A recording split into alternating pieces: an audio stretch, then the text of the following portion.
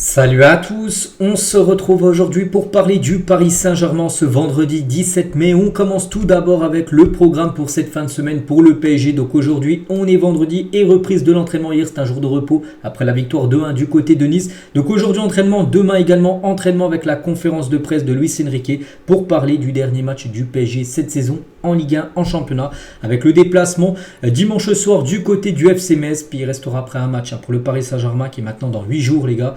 La finale de la Coupe de France contre l'équipe de Lyon, ça sera samedi prochain du côté de Lille. Concernant le 11 type de la 32e journée de Ligue 1, après le match du PSG contre Nice, on va voir quelques Parisiens dedans comme Yoram Zagué, les gars, auteur d'un but contre Nice, il est parmi le meilleur défenseur droit de toutes les équipes qu'on joue sur cette 32e journée. Aussi Bradley Barcola, les deux buteurs du PSG figurent dans cette équipe type de la 32e journée. Le Paris Saint-Germain égale un record en Ligue 1 avec 40 points accumulés à l'extérieur cette saison. Mais pas que le PSG, les gars, enchaîne des matchs surtout sans perdre. Actuellement, c'est la plus longue série de l'histoire du PSG, mais aussi de la Ligue 1 par rapport au nombre de matchs d'affilée sans perdre à l'extérieur. Regardez, le match contre Nice, ça a de nouveau été, en plus c'est une victoire, mais c'est surtout été un match où le PSG n'a pas perdu à l'extérieur en Ligue 1, je vous parle. Donc tout comme l'AS Saint-Etienne en 69-70 pour un championnat à 18 équipes, le PSG tentera d'améliorer ce bilan à Metz lors de la dernière journée parce que c'est encore un match à l'extérieur.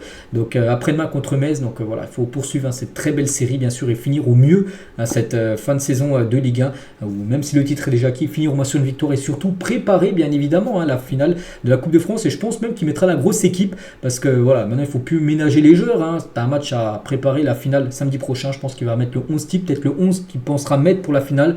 Il mettra peut-être ce 11 là, titulaire bien sûr pour le match contre Metz après-demain. Concernant cette finale de Coupe de France, et c'est officiel, toutes les places pour la finale ont été vendues. Donc surtout que ça s'est vendu comme des petits pains. Pourquoi la billetterie affiche complet après seulement 1 heure de vente. Ils ont mis ça, je sais pas à quelle heure, peut-être à 10h, à 11h les gars, c'était fini. Tout a été vendu. Donc voilà, il n'y aura plus de place disponible pour suivre cette rencontre qui se jouera du côté du stade Pierre-Mauroy, le stade de Lille. On continue les gars, on va parler, féliciter 5 Parisiens. Donc les 5 Parisiens sélectionnés en équipe de France parce que hier soir, Deschamps a dévoilé sa liste des joueurs français pour l'Euro. Et il y a 5 Parisiens dedans. Dommage, j'aurais pu en avoir 6 avec Lucas Hernandez. On sait qu'il est blessé, on lui envoie beaucoup de force. Mais Dembélé, Zaïre Emery, Kolo Muani, Mbappé et Bradley Barcola ont tous été appelés. On les félicite tous. Et on commence tout d'abord avec Bradley Barcola parce que Barcola, c'est la première fois qu'il est appelé en équipe de France A. Et directement il va jouer une grande compétition, l'Euro, le championnat d'Europe des Nations. Donc les joueurs n'évoluent pas au PSG, 3 petits points. Allez, il y en a qui pensent ça. Allez, il arrive le 31 août 2023. Barcola signe au PSG et le 16 mai, moins d'un an plus tard, les gars, il est sélectionné pour l'Euro. Peut-être qu'il serait resté à Lyon, peut-être qu'il n'aurait jamais joué l'Euro. Donc voilà, félicitations à Bradley Barcola, on est très content bien sûr pour sa sélection. Donc personne n'aurait pensé que la carrière de Barcola prendrait un tel tournant. Il s'apprête à jouer l'Euro avec les Bleus. Donc même lui, je pense que dans sa tête, il doit se dire qu'il a pris une très bonne décision d'avoir quitté Lyon pour venir du côté du PSG, même s'il savait qu'il y avait une redoutable concurrence en attaque quand tu vois tous les attaquants du PSG. Mais il est venu, puis il est quasiment maintenant titulaire indiscutable, puis il réalise une très belle saison, Bradley Barcola. Donc voilà, vraiment il a fait un très bon choix de carrière d'être venu à Paris, parce que grâce à ça, grâce à son arrivée, il va jouer l'Euro l'été prochain. Et Deschamps, les gars, sur Bradley Barcola, il était déjà sélectionné avant le match d'hier soir, parce qu'il y en a qui lui ont posé une question quand il était en conférence de presse. Deschamps par rapport, vous avez pris Barcola parce qu'il a marqué un but et une passe D contre Nice. Il a dit non, même s'il aurait floppé, il aurait fait un très mauvais match contre Nice avant-hier, mais il aurait quand même appelé. Son choix était déjà décidé bien avant que lors du beau match qu'il a pu réaliser Barcola contre le GC Nice. Barcola et Warren Zaïre Emery, hier les gars, photo des deux. Et Zaïre Emery parce qu'il était en direct sur TF1 pour la fondation Paris Saint-Germain, parce que tous les joueurs du PSG étaient invités, je sais pas où, du côté de Paris, bref. Et Zaïre Emery a répondu à quelques questions, tout simplement celui qui présente le JT, Gilles Boulot. Et aux 20h de TF1, il a dit, donc c'est l'une des meilleures compétitions à jouer avec les Bleus, bien sûr. La plus belle reste pour moi quand même la Coupe du Monde. Mais bon, c'est quand même l'Euro, ça reste une magnifique compétition. Donc je suis très content de représenter mon pays et je le fais fièrement. Le bac, l'Euro à gérer parce qu'il a 18 ans. Donc normalement, 18 ans, tu passes ton bac. Donc c'est dans le même temps. C'est quasiment au même mois, le mois de juin. Donc ça va être compliqué. Donc il a dit, en gros, j'ai demandé une exception, une dérogation, en gros, à son école pour passer le bac plus tard. Il a dit pour faire l'Euro et en même temps bien me concentrer, je demandais à le passer en septembre tout simplement ce bac pour être plus tranquille, me concentrer sur seulement le football. Donc ça se peut en plus qu'il fasse aussi les Jeux Olympiques. Il peut être appelé aussi par par Thierry Henry, voilà, chercher le nom du sélectionneur de l'équipe de France Espoir, bien sûr. Donc il peut faire ça peut être un gros été pour lui, un Euro JO plus bac pour le jeune Warren Zaïre-Emery. Et Deschamps à propos de Warren Zaïre-Emery, donc il est déjà au très haut niveau avec Paris, il a tout le potentiel. Warren a vraiment tout pour avoir de longues années en équipe de France. C'est vrai qu'il est jeune, il a seulement 18 ans, il a fêté ses 18 ans le 8 mars dernier, donc il y a 2 mois. Et c'est vrai qu'à 18 ans, quand tu joues déjà en équipe de France, oui, tu peux prétendre à une très belle carrière bien sûr avec les Bleus. Et c'est que les derniers mois de Zaïre-Emery, c'est vertigineux. Donc déjà, plus jeune joueur de l'histoire du PSG à 16 ans et 4 mois, plus jeune buteur de l'histoire du PSG en Ligue 1 et Ligue des Champions, plus jeune joueur de l'histoire d'une phase d'élimination directe de Ligue des Champions, plus jeune international français depuis 1914 et participe à l'Euro 2024 avec les Bleus. Quelle progression on peut dire pour le jeune Warren Zaïre-Emery. Donc tellement fier quand même du jeune Warren et aussi de Bradley Barcola, les deux Parisiens qui ont été retenus bien sûr. Avant, les deux évoluent ensemble du côté de l'équipe de France Espoir. Ils seront bien avec la grosse équipe de France pour représenter les Bleus lors de cet Euro. On va parler maintenant de Randal Kolo Muani, parce que pensez-vous de la sélection de Randal Kolo Muani pour l'Euro? Donc moi les gars, je suis juste, pour moi c'est un scandale total. Voilà, donc c'est pas qu'il joue au PSG les gars que voilà il mérite, non, il mérite pas au vu de la saison qu'il vient de faire. Voilà, même s'il joue pas au PSG, par exemple un joueur comme Lacazette, les gars méritait plus que Kolo Muani. Un joueur comme Ben Yedder, il joue pas au PSG, c'est vrai, il joue à Monaco, mais il mérite plus que Kolo Muani pour moi, vraiment. Bon, il le prend, tant mieux pour Randal Kolo Muani, bien sûr, peut-être ça peut être le déclic on peut dire pour lui, pour la saison prochaine, tout ça, nous faire une grande saison, mais au vu de la saison qu'il a fait, il mérite pas du tout, tant mieux. Il a dit: je vous trouve sévère avec Kolo Muani, il est dans une période difficile, m'a montré de la qualité en sélection comme Giroud auparavant, c'est pourquoi il est convoqué pour l'Euro. Il a également dit, donc il y a un décalage important entre ce qu'il peut faire avec le PSG, où il fait rien, et ce qu'il est capable de faire avec nous, avec l'équipe de France. On espère. On lui souhaite bonne chance, bien sûr. Voilà, moi, je lui souhaite que du bonheur, qu'il fasse un grand Euro, mais quand on voit ce qu'il a fait avec le PSG, des rentrées en jeu contre Dortmund, les gars, lors du match aller où il a touché 5 ballons, il a perdu les 5. On se demande qu'est-ce qu'il va pouvoir apporter aux Bleus, les gars. Donc après, ça peut être bien sûr aussi un déclic pour lui, comme j'ai dit tout à l'heure. Donc on verra. Bonne chance à Randal Kolo Muani. Le Paris Saint-Germain est bien le club, on va dire, le plus représenté parmi tous les joueurs en équipe de France. Donc 5 joueurs du PSG. J'ai cité les 5 tout à l'heure. Donc voilà, c'est le club où il y a le plus de joueurs, on peut dire, qui vont jouer l'Euro avec les Bleus.